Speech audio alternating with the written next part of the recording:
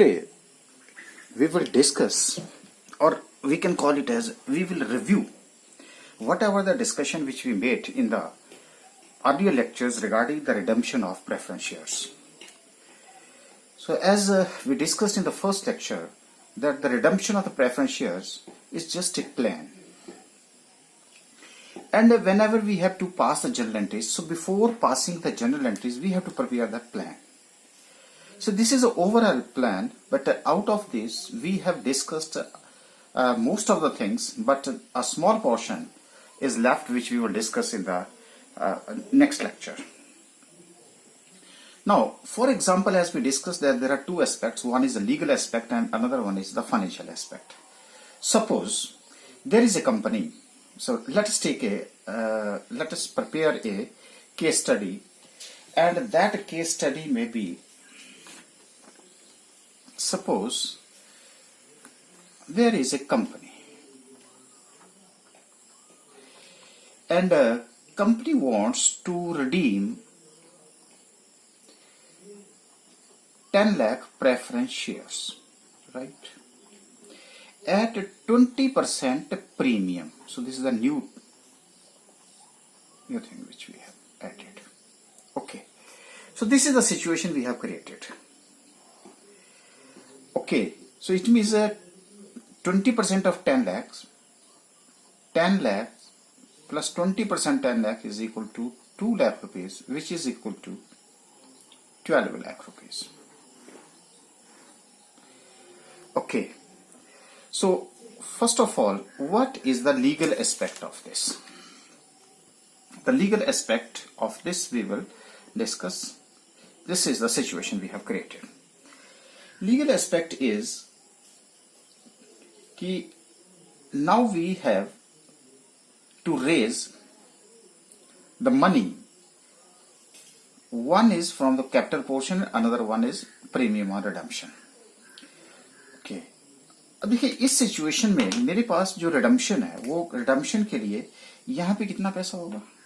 10 lakh rupees capital portion, क्योंकि अगर 10 rupees का शेयर फेस वैल्यू है और प्रीमियम अगर 2 रुपए उसके ऊपर प्रीमियम लग रहा है, तो प्रीमियम के अमाउंट के लिए हमें अलग से अरेंजमेंट करना पड़ेगा, तो उसको हम बोलते हैं प्रीमियम ऑन रिडम्पशन. तो ये आपका 2 लाख रुपीज ये हो गया, और टोटल मुझे यहां पे टोटल इसका हो गया, मुझे कितने का पैसे का अरेंजमेंट करना पड़ेगा? 12 लाख रुपीज का.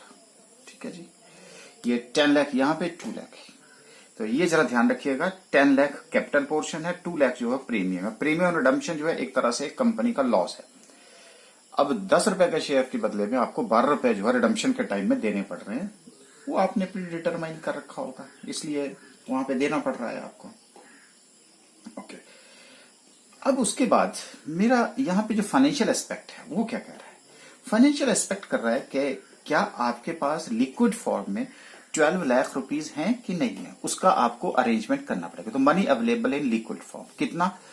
That is also 12 lakh rupees. लो जी, अभी तक हमने जो भी सिचुएशन डिस्कस करी, डिफरेंट केस स्टडीज डिस्कस करी, उसमें अभी तक हमारे पास प्रीमियम का कोई रेफरेंस नहीं था. ठीक है जी, कोई बात नहीं. लेकिन जो सिचुएशंस हमने अभी तक जो डिस्कस करी हैं, उन्हीं की उससे जो रेलेवेंट है उसको हम डिस्कस करेंगे. अब कैपिटल पोर्शन में 10 लैक्स है.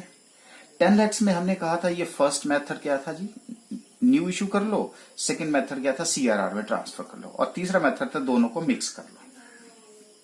अच्छा, अब अगर मैं फर्स्ट मेथड फॉलो करता हूं तो मेरे पास क्या क्या परमुटेशन कॉम्बिनेशन बनते हैं. चलिए उनकी बात भी करते हैं. अब देखिए, अगर मेरे पास ये आउट ऑफ प्रॉफिट है, अब आउट ऑफ प्रॉफिट में से या तो ये हो सकता है कि मैं यहां 10 लाख यहां से करूं तो यहां से कुछ नहीं होगा.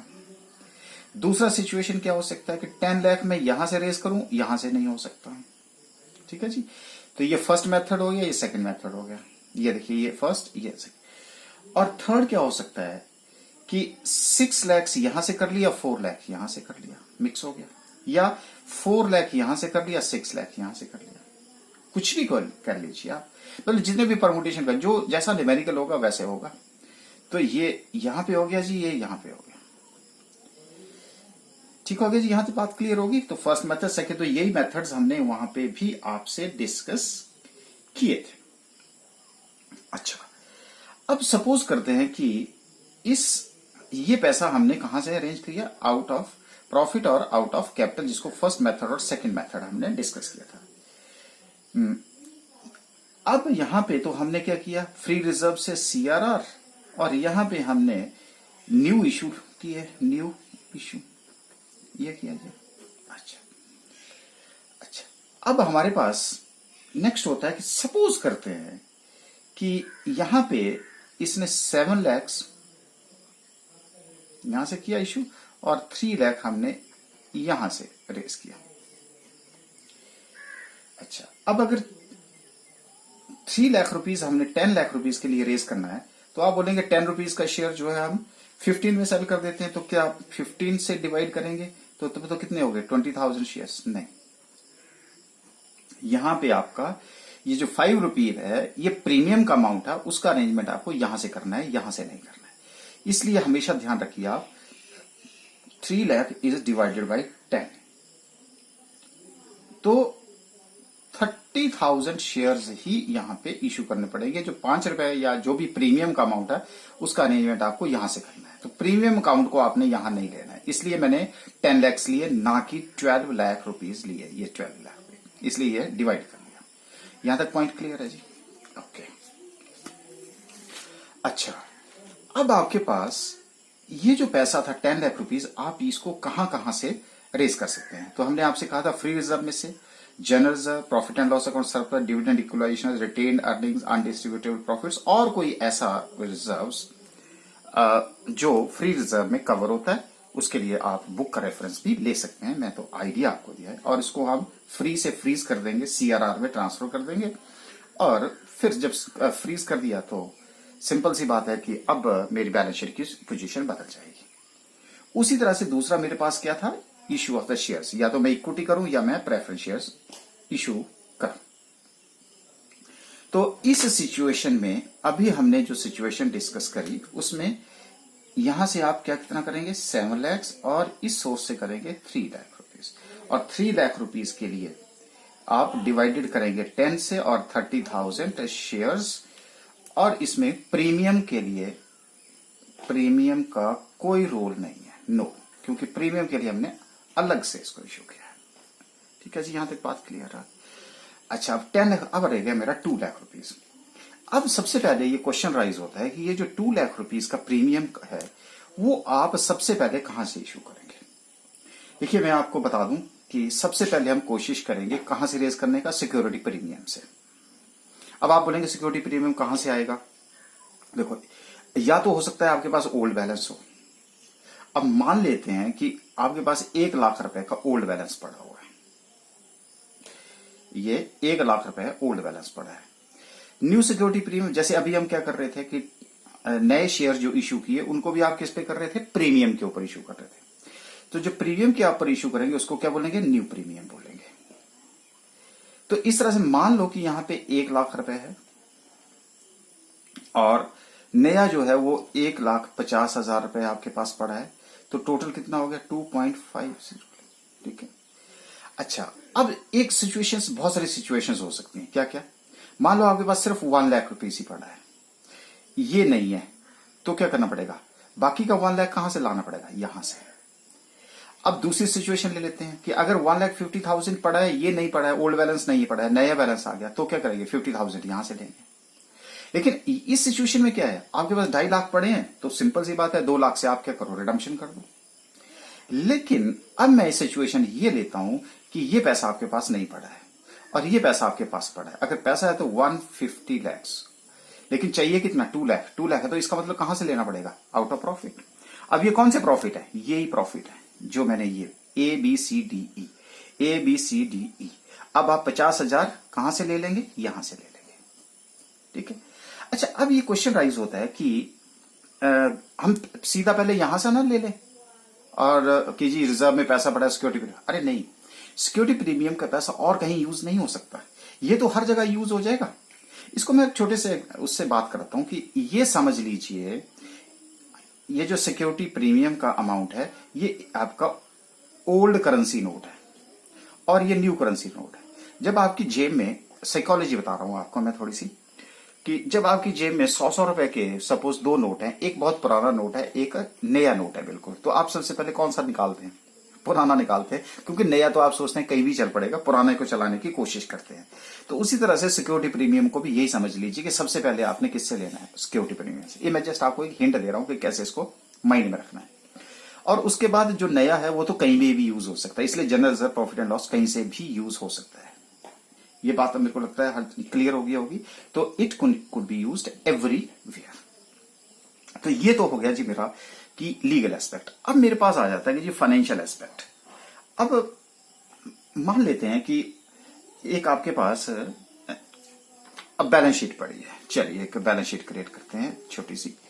वैसे ही देखो ये एसेट्स हैं आपके पास, एसेट्स हैं 15 लाख रुपए के, इक्विटी शेयर कैपिटल 5 लाख रुपए के, प्रेफरेंस शेयर कैपिटल 5 लाख रुपए की है, डिवेंचर्स भी करता हूं 5 लाख रुपए की। अच्छा ये 15 लाख रुपए यहां पे है, तो क्या इमीडिएटली आपके पास पैसा है, अवेलेबल है? हो सकता है बैंक बैलेंस हो, लेकिन बैंक बैलेंस बहुत कम हो, सारा पैसा किस में लगाओ? बिजनेस में लगाओ। तो आपको इस पैसे का रिसोर्स भी तो करना पड़ेगा ना, कि ये पैसा आएगा कहां से। जब आएगा कहां से तो हम उसका अरेंजमेंट, उसी को हम क्या बोलते हैं? फाइनेंशियल एस्पेक्ट बोलते हैं। चलिए देखते हैं कि क्या है। अब मान लेते हैं कि ओपनिंग बैलेंस, सपोज करते हैं कि मेरे में बैंक बैलेंस में 3 लाख रुपए पड़े हैं, ठीक है। अब आपको पढ़ा, हमने ये भी पढ़ा कि कॉल्स इन एरियर, अगर किसी से शेयर होल्डर से, क्योंकि जब तक शेयर्स फुली पेड अप नहीं होगा तब तक हम उसको रिडीम नहीं कर सकते। तो सबसे पहले हम क्या करते हैं, अगर उससे रिलेटेड को कॉल्स इन एरिया तो बोल लेते हैं, मान लेते हैं कि यहां नील था, ठीक है। अब नहीं, अब आपने क्या किया कि उसको फुली पेड करने के लिए क्या कहते हैं इसको, पैसा रेज किया, ठीक है जी। अच्छा अगर पैसा आपने उसका रेज किया तो थोड़ा सा पैसा हो सकता है कि यहां से ले लेते हैं। कॉल्स मेड, मान लेते हैं कि 1,50,000 यहां से ले लिया आपने। इश्यू ऑफ शेयर्स, नए शेयर इशू कर लिए, 450 के नए इशू कर लिए।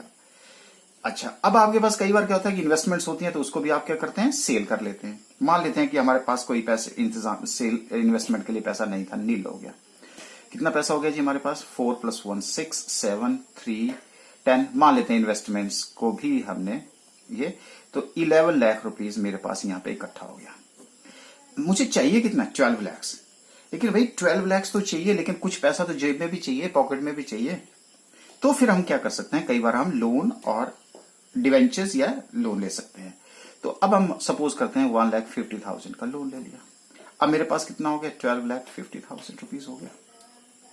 अगर 12,50,000 हो गया तो अब मैं 12 लाख रुपीज से रिडम्पशन कर दूंगा और 50,000 मैं अपने बैंक बैलेंस में रखूंगा और अपना बिजनेस को स्टार्ट कर दूंगा और उसको कंटिन्यू करूंगा। तो इसको बोलते हैं फाइनेंशियल एस्पेक्ट ऑफ दिस। तो जब भी हम कभी भी जर्नल एंट्रीज पास करते हैं तो उससे पहले हम एक तरह से प्लान तैयार करते हैं कि मेरा प्लान होगा क्या, जिसकी वजह से मैं रिडम्पशंस कर पाऊं। तो अब इसी से रिलेटेड जब हमारे पास ये प्लान तैयार हो जाता है तो प्लान के बाद हम, ठीक है, बाद में इसके लिए हम एक न्यूमेरिकल करने की कोशिश करेंगे, लेकिन उससे पहले अब जर्नल एंट्रीज हमने केस स्टडी के साथ डिस्कस करी, तो अब कितनी केस जर्नल एंट्रीज इस पे बन सकती हैं वो जर्नल एंट्रीज हम आपसे अब शेयर करते हैं। तो मेरे को लगता है केस स्टडीज क्लियर है, रिव्यू क्लियर है और आपको जो हाईलाइट पॉइंट्स हैं वो भी क्लियर हैं। तो चलिए अब जर्नल एंट्रीज पास करते हैं तो और क्या क्या सिचुएशंस हो सकती हैं। ओके, सो जर्नल एंट्रीज, तो मैं यहां पे सारी सिचुएशंस की जर्नल एंट्रीज पास करूंगा और आपकी हेल्प से करेंगे, कोई ज्यादा बर्डन नहीं है माइंड के ऊपर। देखिए सबसे पहले तो सिचुएशन क्या होती है, हमने क्या पढ़ा था? हमने ये पढ़ा था कि जब तक preference shares fully paid up नहीं होंगे तब तक हम उनको रिडीम नहीं कर सकते। तो हम ये एक सिचुएशन ये लेके चलते हैं कि अभी तक हमारे पास जो शेयर्स हैं वो फुली पेड अप नहीं है। तो क्या करेंगे पहले? When final call on preference share is made. Preference share is made. Okay, तो फाइनल कॉल मांगेंगे तो पहले ड्यू करेंगे ना, तो क्या होगा? Preference share final call account debit to preference share capital account. ठीक है जी। उसके बाद बी सिचुएशन क्या आ गई? अब आपको पैसा मिल गया। So bank account debit to preference share final call account. ठीक है जी। तो ये इससे कट गया, ये इससे कट गया, रह गया bank account debit to preference share capital account. ये लो जी, ये सिचुएशन होगी। दूसरी सिचुएशन मैंने क्या बोला आपको? When calls in arrear is received. अब आपको पता है कॉल्स इन एरियर क्या चीज होती है। कॉल्स के ऊपर पैसा जो है पड़ा है और शेयर होल्डर नहीं दे रहे थे, लेकिन अब उन्होंने पैसा दे दिया, तो क्या होगा? Bank account debit to calls in arrear account. ये एक ऐसी सिचुएशन है कि जैसे मान लीजिए कि अगर आप इंश्योरेंस की किस्त दे रहे हैं और उधर मैच्योरिटी आ जाती है, तो आपको लगता है कि जी मैच्योरिटी के टाइम में मेरे को 10 लाख रुपए मिल जाएंगे, लेकिन इंश्योरेंस कंपनी ने आपका पैसा रोक लिया कि जी आपको मैच्योरिटी में पैसा नहीं मिलेगा क्योंकि आपने 2-3 किस्तें नहीं दे रखी। तो अब आप क्या करिए? पहले भाई 2-3 किस्तें दे दीजिए, उसके बाद आपको पैसा मिल जाएगा। तो वही सेम प्रोसीजर है यहाँ पे, एक सिंपल लैंग्वेज में करने का। अच्छा, ये पैसा हो गया। अब क्या हो गया? अब मान लेते हैं कि जो फर्स्ट मेथड आपने डिस्कस किया था कि अब रिडम्पशन आ गई, तो रिडम्पशन के टाइम में पहले आप क्या करते हैं? उसको ड्यू करते हैं, लेकिन आप ड्यू जो थोड़ा बाद में करते हैं। तो सबसे पहले हम क्या करें कि नया एक इशू लेकर के आ जाते हैं। तो when new shares are issued. Okay, अब जब नया शेयर इशू किया जाता है तो क्या करते हैं जी? आप पूरा ही लिख देता हूं आपको। अब वो हो सकता है वो मैं प्रीमियम का थोड़ा रेफरेंस दूंगा। तो bank account debit to share application account, जो भी फिगर है, और बी आपके पास क्या आ गया? अब share application account debit to security premium reserve account and to share capital account.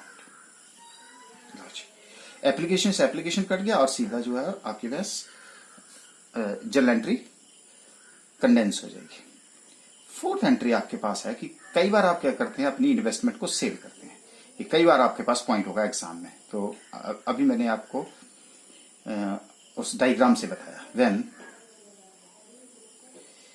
Investments are sold, क्योंकि मनी का इंतजाम करना है कई बार, क्योंकि पैसा जो रेज करना होता है इन्वेस्टमेंट्स को ही बेचता है ना आदमी। अच्छा, तो हम क्या करेंगे? Bank account debit to investment account, बेच दिया जी। जब बेच देते हैं तो उसमें क्या होता है? ये इसकी एक एंट्री, ये अब आपके पास बी एंट्री। क्या होगा?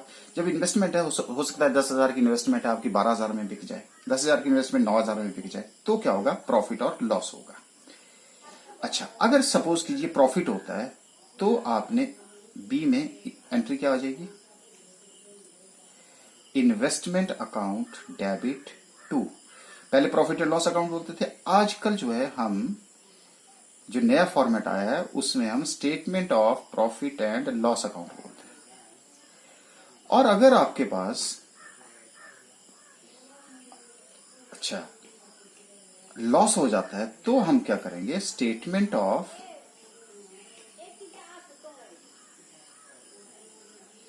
Profit and loss account debit to investment account. तो इन दो में से एक सिचुएशन होगी। ओके, अब उसके बाद जैसे अभी मैंने कहा कि पैसा की जरूरत पड़ी तो लोन भी हम ले सकते हैं। When loan is taken, loan is taken तो क्या करेंगे जी, bank account debit to bank loan account, bank loan account, या डिवेंचर भी इशू कर सकते हैं। तो जैसे हम शेयर्स की एंट्री करते हैं वैसे डिवेंचर की एंट्री भी कर सकते हैं। अच्छा, अब हमारे पास क्या आ गया, पैसे का अरेंजमेंट हो गया, थोड़ा ड्यू कर देते हैं। तो preference share capital account debit, और साथ में अब आया premium on redemption of preference share account debit to preference share holders account. जैसे अभी हमने पास कितना था, ये 10 लाख था, ये 2 लाख रुपीज था, और ये मेरा 12 लाख रुपीज। अब हमें ये जो प्रीमियम अकाउंट का जो 2 लाख रुपीज है इसका अरेंजमेंट करना पड़ेगा। लो जी अरेंजमेंट करते हैं। तो so for arrangement of premium, तो उसके लिए हम, जैसे मैंने भी आपको बोला, सबसे पहले हम पुराना सिक्का चलाएंगे, सिक्योरिटी प्रीमियम अकाउंट डेबिट। उसके बाद जो नया फॉर्मेट है उसमें हम क्या बोलते हैं इसको, सरप्लस, या आपके रेफरेंस के लिए लिख देता हूं प्रॉफिट एंड लॉस अकाउंट का जो क्रेडिट बैलेंस है उसको डेबिट, अभी बताया मैंने आपको, टू किसका, premium on redemption of preference shares. अब जब अभी आपको बताया कि हमने 1,50,000 रुपीज यहां से लिया और सरप्लस से 50,000 रुपीज लिया, और ये आपका 2 लाख रुपए का पैसे का अरेंजमेंट कर दिया। अच्छा, अब अरेंजमेंट हो गया।